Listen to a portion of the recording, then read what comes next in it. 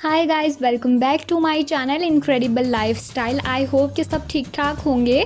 Season change हो गया है, सर्दियां आ गई हैं, तो उसमें नट्स का इस्तेमाल तो ज़रूर होता है। आज हम बनाने वाले हैं नट्स के लड्डू, जो कि बहुत आसान, बहुत मज़ेदार हैं। तो चलिए देख लेते हैं कि इन्हें हमने किस तरह से तैयार किया है। पहले तो मैंने इसके लिए बादाम लिए हैं, इसे मैं ड्राई रोस्ट करूँगी तकरीबन 2 से 3 मिनट के लिए।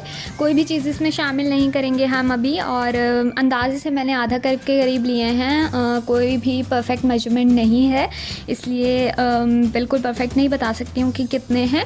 इसे हमने 2 से 3 मिनट अच्छे से रोस्ट करना है। जब ये रोस्ट हो जाएँ तो इसे हम एक अलग बाउल में निकाल लेंगे।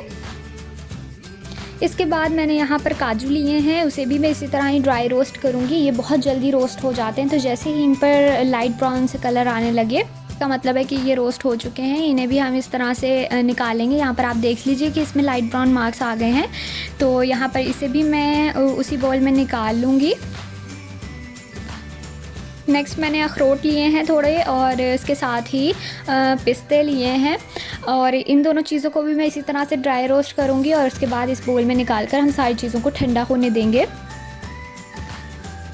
जैसे ही सारे ड्राई फ्रूट्स हमारे ठंडे हो जाएं, अब हमने किसी भी मिक्सी के जार में इसे लेना है और इसे अच्छी तरह से हमने पीस लेना है। बिल्कुल हमने पाउडर फॉर्म में इसे नहीं लेकर आना। तो हम हल्का हल्का करके पीसेंगे, थोड़ा सा चलाएंगे, फिर रोक देंगे, और इस तरह से करके हम इसे ग्राइंड करेंगे। बिल्कुल पाउडर फॉर्म में भी ना आए, और हल्के हल्के चंक्स जो हैं वो इसमें रह जाएं। अगर हम एक ही दफ़ा में इसको चला देंगे तो ऑयल जो है वो इसका ड्राई फ्रूट्स का रिलीज़ हो जाएगा, और वो हमें इस तरह नहीं करना है। को अब हम एक बोल में निकाल लेंगे, और इसी मिक्सी के जार में अब मैंने खजूरें शामिल की हैं। तकरीबन मैंने यहाँ पर 25 से 30 खजूरें इस्तेमाल की हैं, और इसे भी अच्छी तरह से मैं ग्राइंड करके इसे एक पेस्ट बना लूँगी। इस खजूरों के पेस्ट को हम उसी बोल में निकाल लेंगे जिसमें हमने ड्राई फ्रूट्स निकाले हैं।